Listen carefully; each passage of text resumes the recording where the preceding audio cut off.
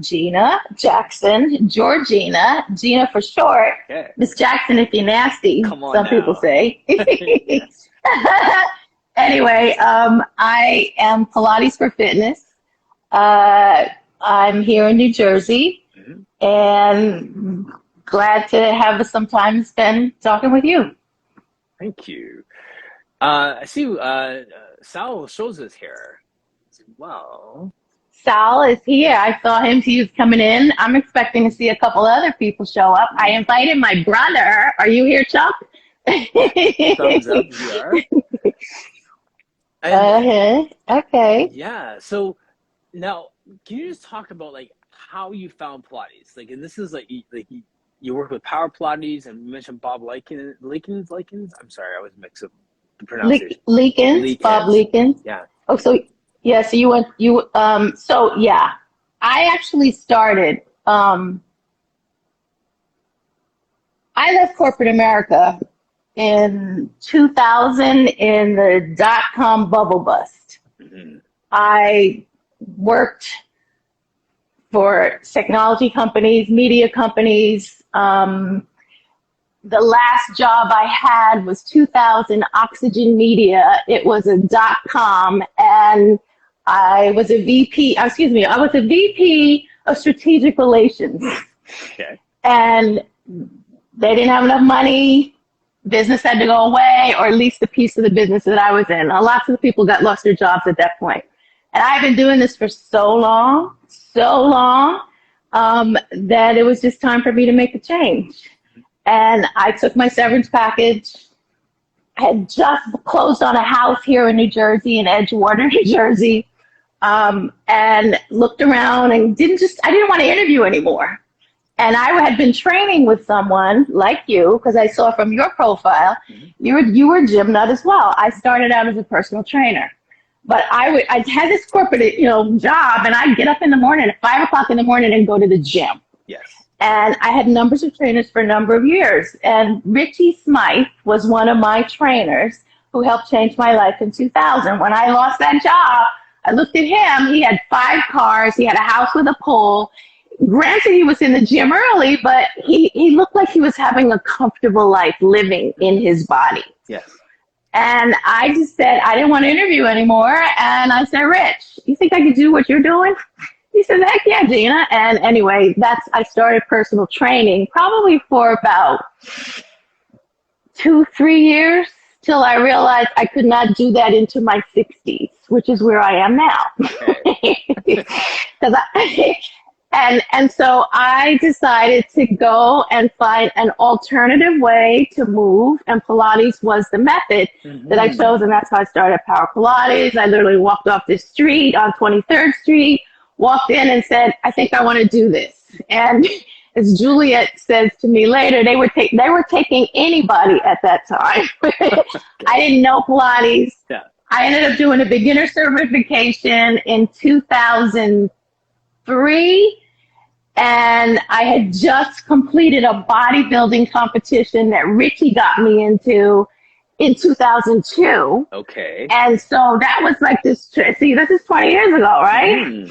And anyway, that's how I got introduced to Pilates. And that was Power Pilates. I got mat certified 2002, 2003, 2006. I went through my apparatus certification. That's where I got Susan Moran, Bob Leakins, all these strong teachers of the New York market, and I met them then.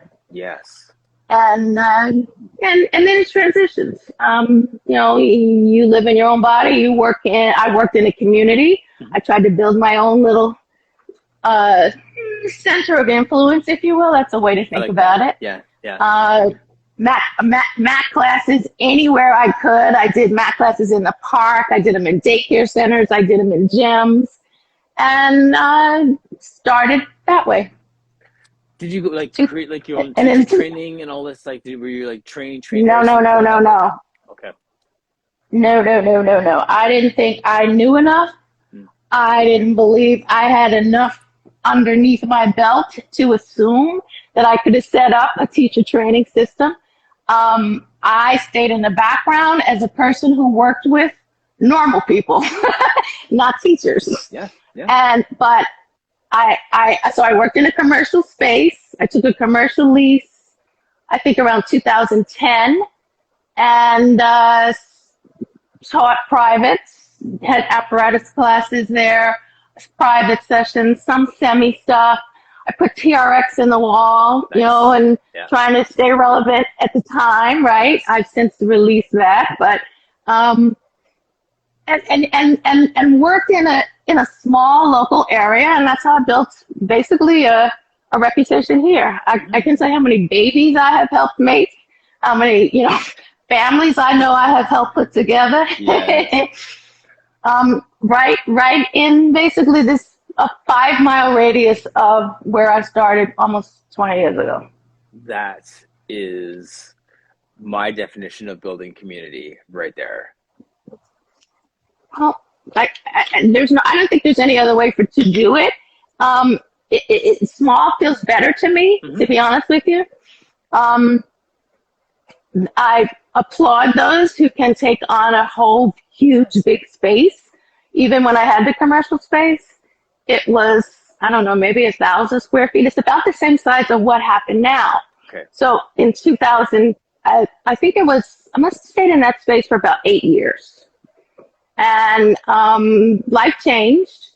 There were floods and leaks in the commercial space. I lived in a building that had the space, so I could walk up and down the elevator to get from my home to my studio. I let the studio go, and I put everything here.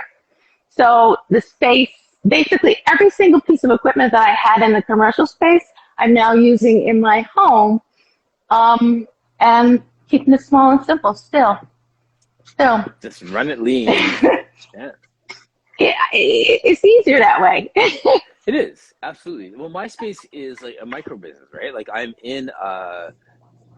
basically in a clinic. So there's a gym, like right outside the door is like a full gym floor. There's a clinic in the front, and then this is like a shared space here, right? And there's my colleagues' kids. Exactly. So exactly. Anyway, exactly. So then you have that space that if you need to, get up and go, like I don't have to worry about keeping the lights on.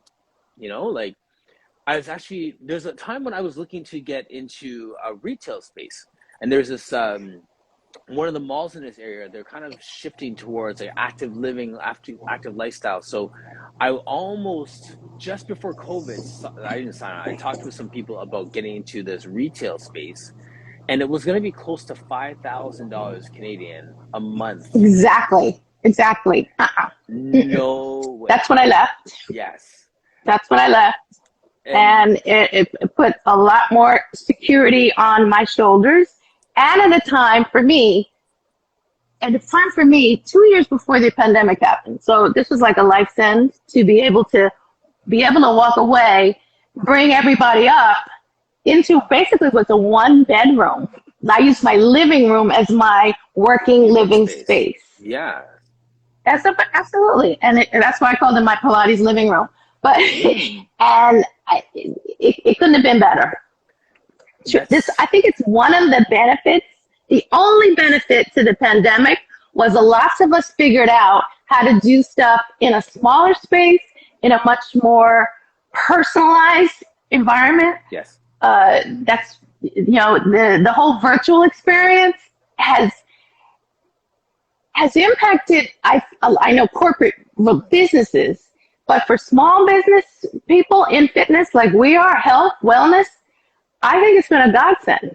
Yes. To be able to now use another medium of technology, and virtually connect. I love this process. Yes. I'm probably one of the few that does, but I do love it. At the same time though, Gina, like you've done a good job of creating community before this happened, right? So the people who are coming to your space, you trust, you have invested in, like, so there's not that sense of bringing strangers into your space in the same way. Well, I bring strangers in. I screen them.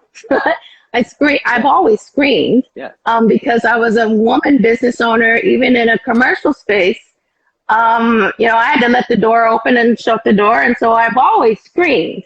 But with a little bit more sensitivity, obviously now in the last 2 years, we're all doing that. Yeah. I mean, I sent out a questionnaire, via text, every time somebody walks into the space, whether I know them or not, we're clearing that it's okay to be together.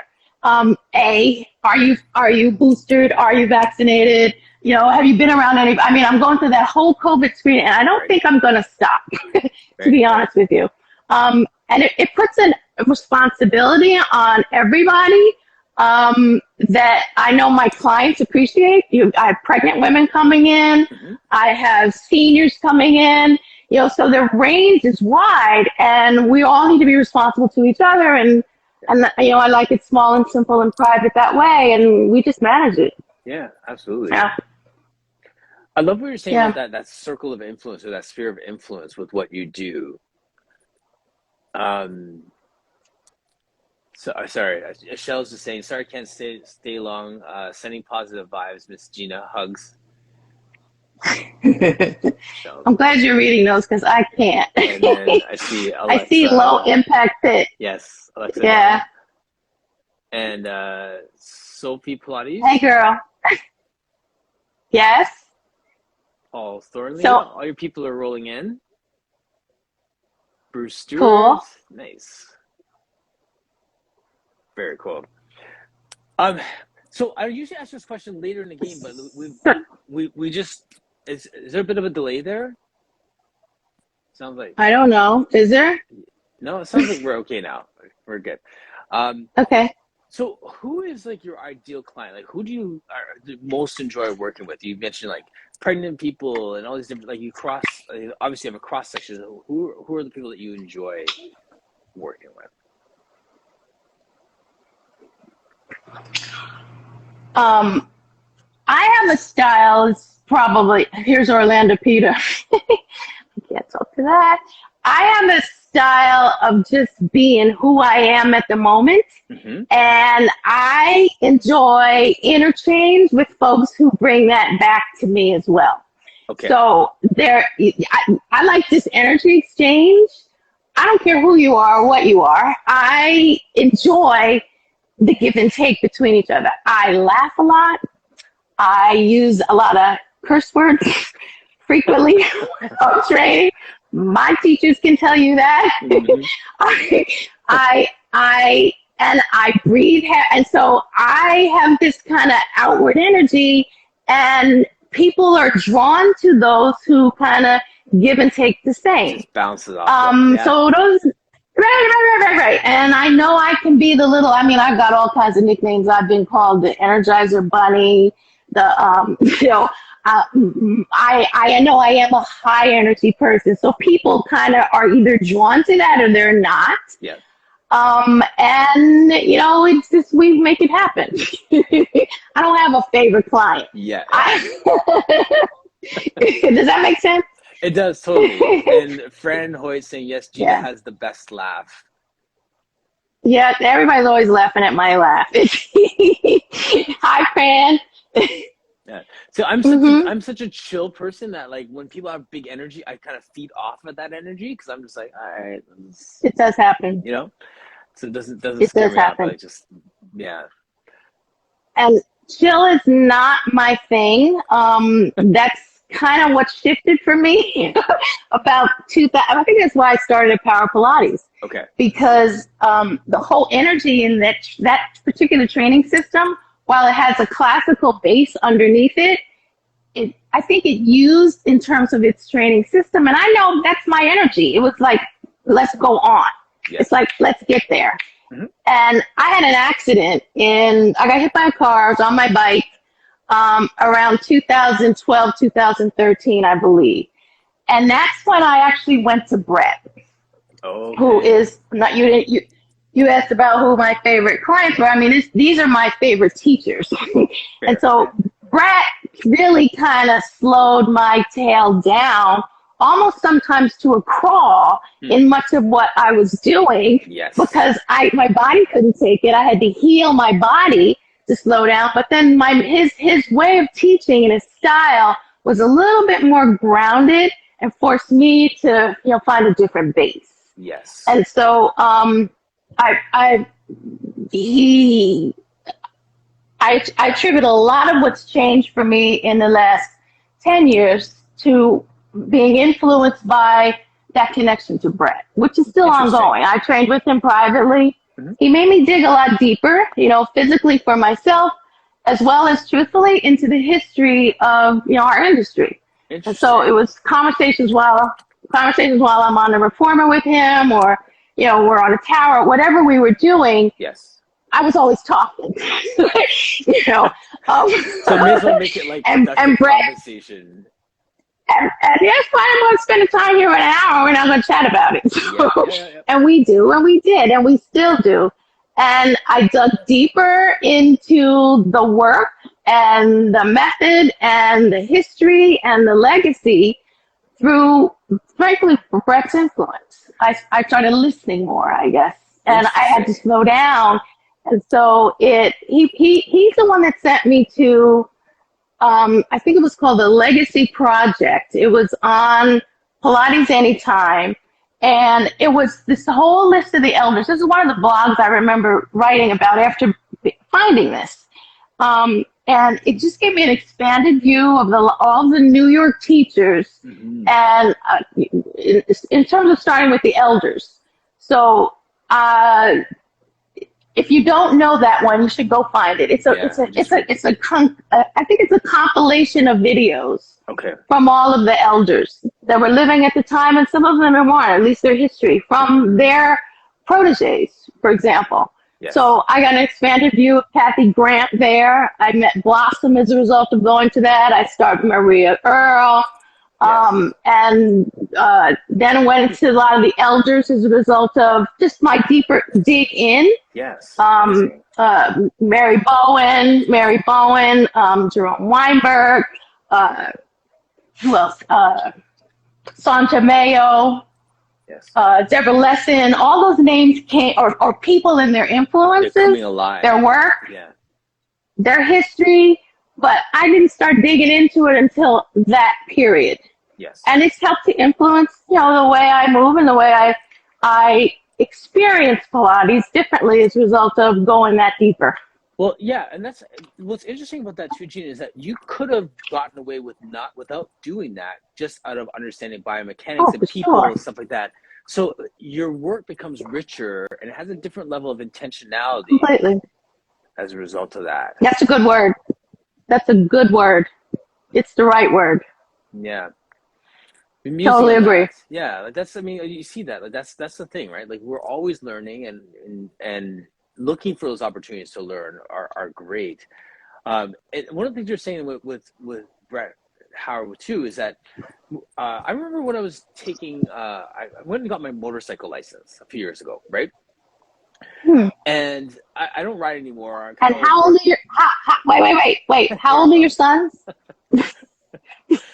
How old are your sons? My sons are 19 and 15. Okay, so they're on that motorcycle now. No, we're trying to. I rode for like 2 years and then I sold it. I got over it. I didn't wrap around a tree. I was safe. But this is the thing. When I was taking these motorcycle lessons, the lady who runs this program is really, really great. And one of the things that she taught us how to do, which they don't do in these motorcycle courses often, is get you to master riding a motorcycle slowly. Change your stuff. Absolutely. Everybody can do it fast. Everyone can do it fast. You can do it fast and reckless all day long. But can you go slow and find that balance and ride that clutch and maneuver? If you could do it slow well, you can do the fast stuff all day. Exactly. It's all core centered, right? All core centered. How's your horseback? Yes. Right. Yeah. So that's the thing, right? So, I mean, with our work, we can make it this turbo Pilates all day long, but when can we break it down? Can we get into the minutia of it and then build it back up, right? So I just love that flow, and I remember that from that motorcycle. Like, okay, I don't care if you can do this fast. Are you good enough to do it slow? And then go as fast as you want with that understanding, right? I agree. Yeah. So the styles, attitude, and energy that I've been drawn to just widened my view of what we're doing and how we're doing it. Yeah, absolutely. Yeah, I'm with you. I'm totally with you. Can you talk about your club bells thing that you're doing on that video? Because I love when we can um, overflow flies into the broader movement conversation and fitness conversation, right? so I do, and I do love using those. I don't teach them. I use them for my own mobility and freeness in my body. And they were an exploration, as you said, into other movement modalities. I've been doing yoga forever. I don't know that, I mean, you've probably seen that also. I've got this tripod in the window. I know you saw that. Yes. Right. And so it's an aerial yoga tripod. And the silk hangs down. So I love hanging. I don't have a Cadillac here. So I kind of use that for a lot of my hanging, pull ups, and yoga, obviously aerial yoga with it. And it's one of the other movement modalities that I've embraced. I like stick mobility. I like the ropes that you're talking about, or not, actually, you were talking about the Indian clubs. Yes. My Indian clubs and my rope swings, which I've just kind of started since the pandemic, I use to help open up my shoulders and my whole shoulder girdle. Yes. And lengthen out of that. And I'm still a beginner in them, but I love the movement and the freedom.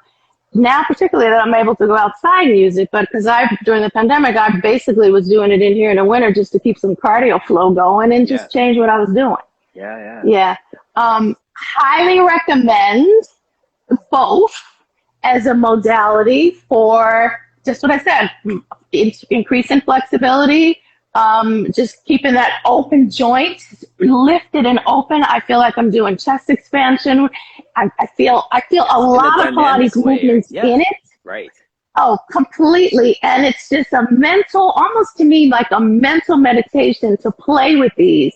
I don't get stuck in the rules of there's a whole sequence that I could, go down a path if I wanted to. Yes. It's not necessary. I didn't feel the necessity to go there. I just used what I needed to open up my chest, my shoulders, my elbows, and my wrists, and I just play with them. And that's how I'm using them. So that's why I can't teach it. but I enjoy it, and I do encourage, if you're looking to just play and be free and find something new, there's a couple people on IG to just follow. One of them is Pam Warshley, I think her last name is, Sage Fitness. Okay. She does Indian clubs, as does Snatch Fitness. Yes. And both of them are teachers, and those are the two that I started with, I want to say 2 years ago, playing with the clubs. Yeah. They're Pilates teachers. But there are other fitness people that are doing it. Yeah. Yeah, Joel Crosby too, right? Like Joel Crosby does a lot of that stuff too.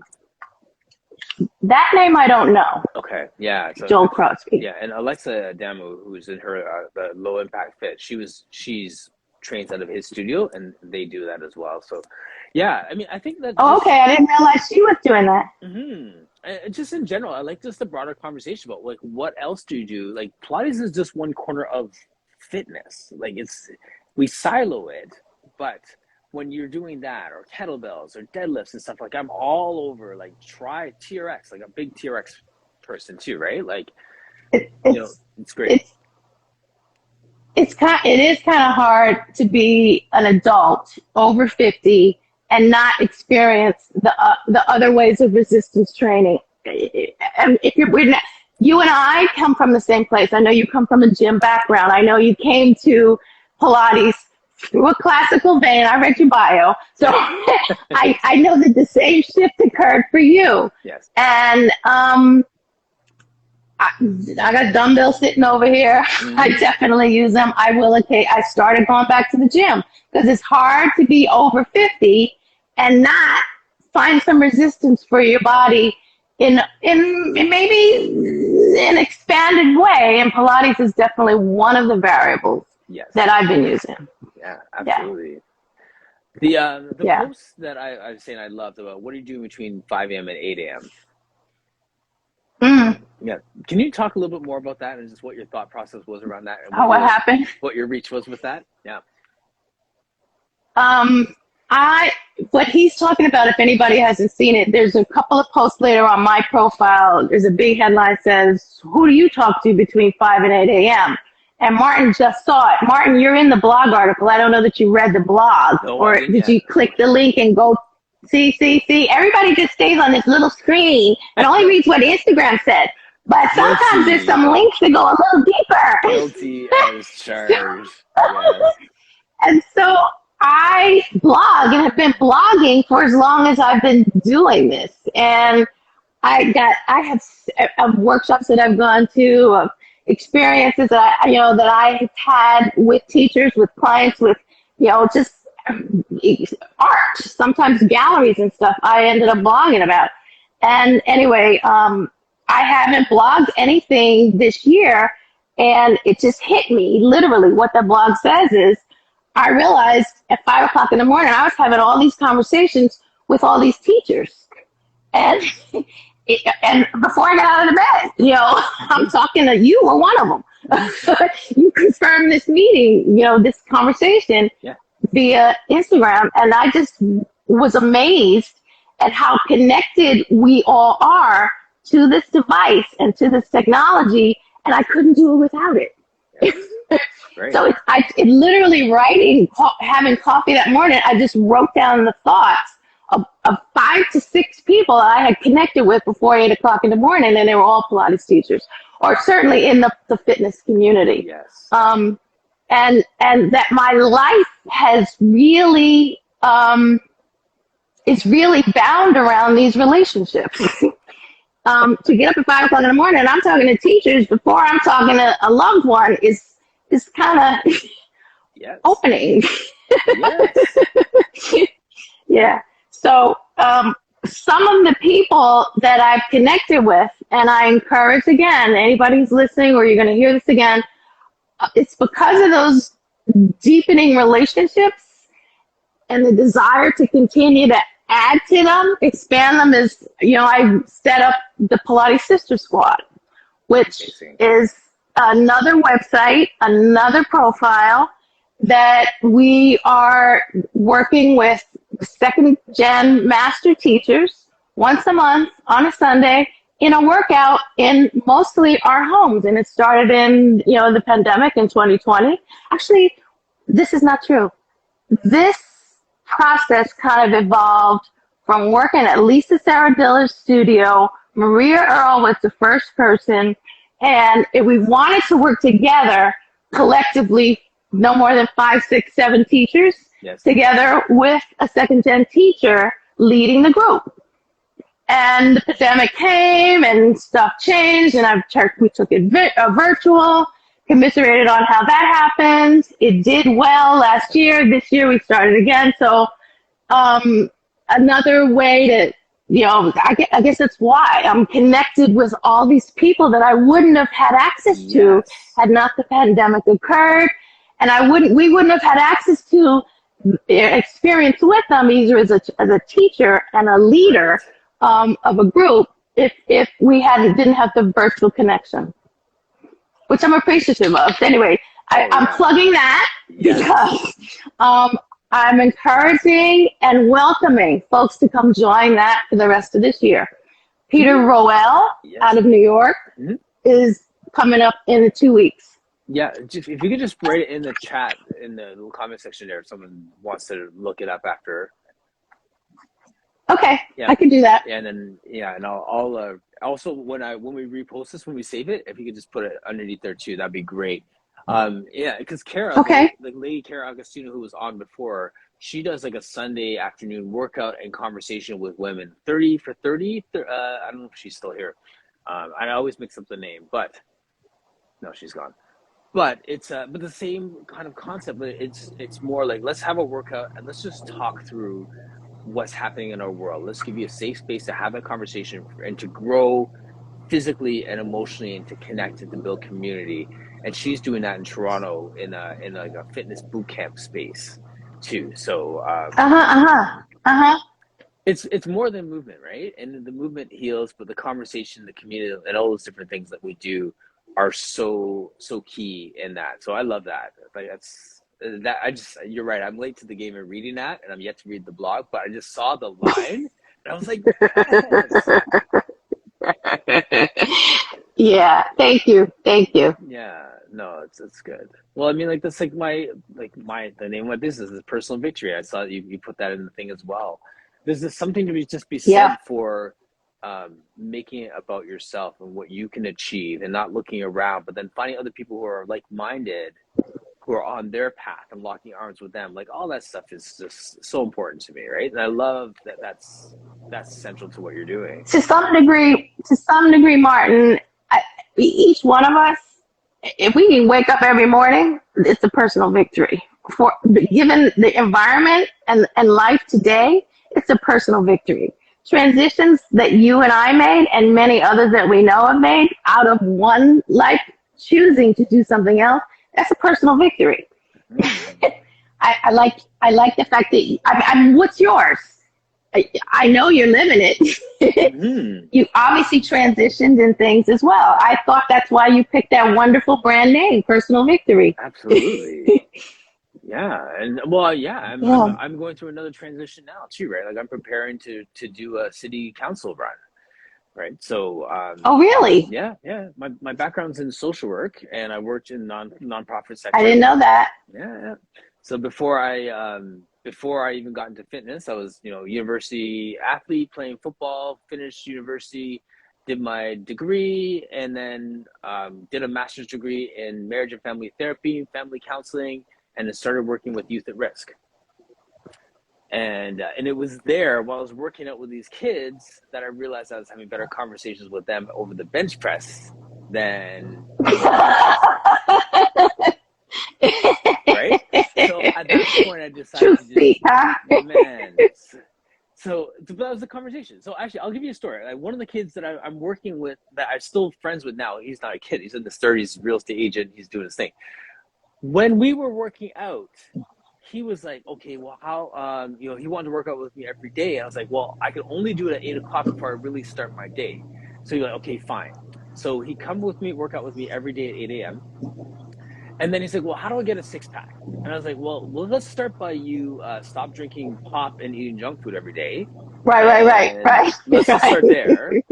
And maybe go to bed a little earlier so you're not late for these workouts. So we started doing that.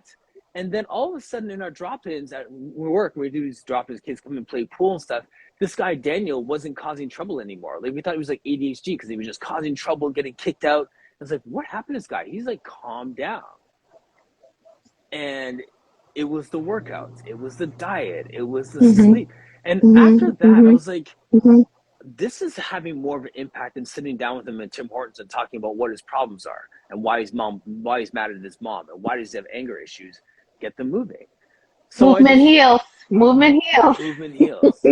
So, right. So I got to the point where I was just doing some personal training, and then I had opportunity where the person I was working with was going back to school, and I could inherit their whole client book of business or continue social work. And I thought, well, I have my master's. I can fall back on that if this doesn't work.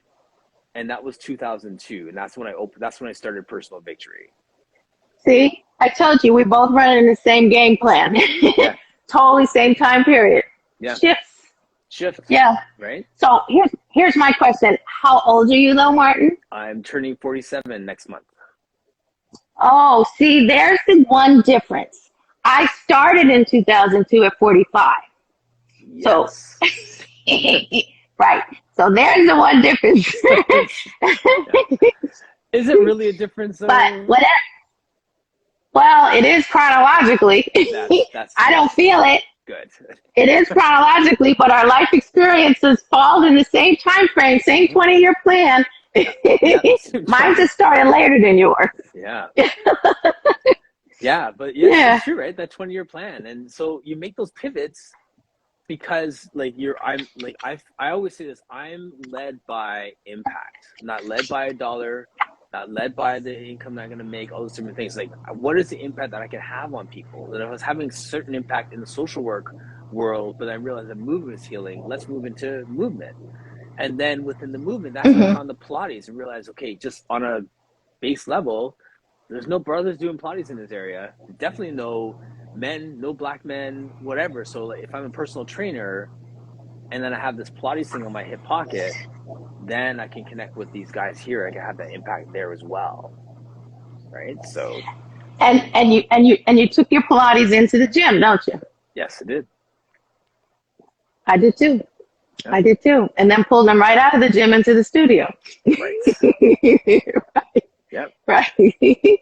And then the people that are in the studio, I pull them back out into the gym, right? Because they recognize that they need that too. So they do. You know, they do. The complementary piece of it. Yeah, they definitely complement. But yeah, so that's yeah.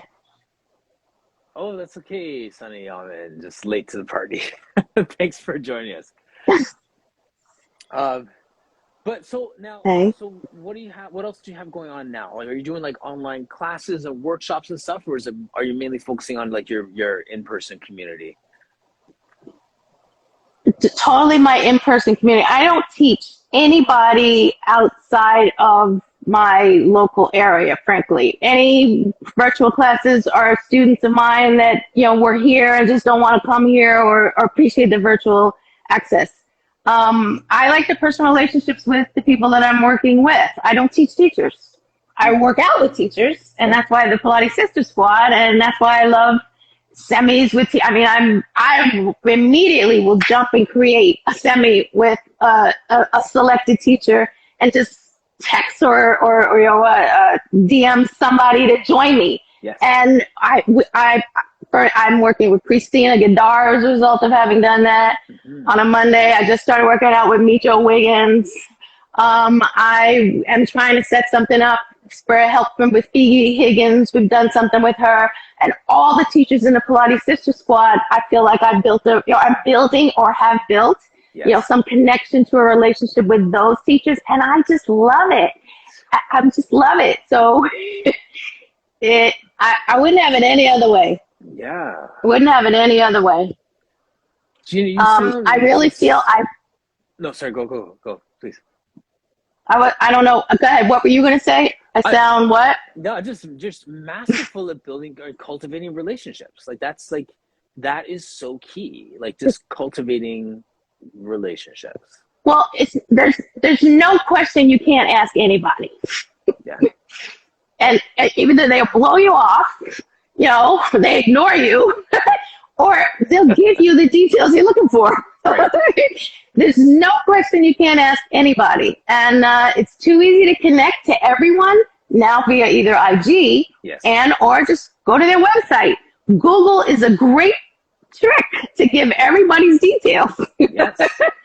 And I may not have known everyone, but someone who does know someone, and then that's how you get the assist of pulling in new relationships that I think we all our community is so small, there's no reason to reach out. Right. There's no reason not to reach out. Yeah. And I'm so glad you are doing what you're doing, Martin, because I know people are loving this. I got to tell you, podcasts are not something I ever listen to. Mm-hmm. So it's but I'm appreciative that you are finding another medium to exchange ideas. Yes. Yeah. Well, thank you. Yeah. Well, I do have to get going here now too. Like I heard the doorbell from my client coming in, but there's something about just shining a light on the heroes that are in our Pilates space. Because if you're not a teacher trainer and you're not doing the conference circuit and you're not doing things, people wouldn't necessarily know and appreciate the massive impact you're having on your immediate community. And I think that is amazing. Oh, thank you. Yeah, thank you. Just because you have thank you in life doesn't mean that you're the greatest, the most impactful person anywhere. Like this, what you're doing is fantastic. That I think is a blueprint that more people need to follow. Thank you, Martin. Mm-hmm. I feel really good to hear you say that, particularly since this is like our 20th year anniversary. Right. Yeah. I swear to God, I realized that in prepping to, what was I going to say to you? Yes. This is 20 years this year. Yeah. Amazing. That life shifts.